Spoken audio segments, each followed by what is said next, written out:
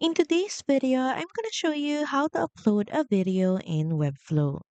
So first, open up your page in the designer, then click on the add button in the left panel, and here simply search up for video and drag this video element onto your page.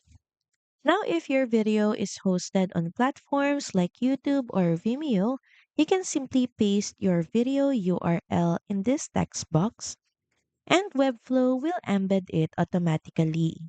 You can also upload your own video by clicking on the Assets button in the left panel.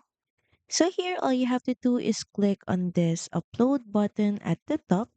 And once your video is uploaded in the Assets panel, you can always use them later for your design. So that's pretty much it. Thank you very much for watching this video and I'll see you again on the next one.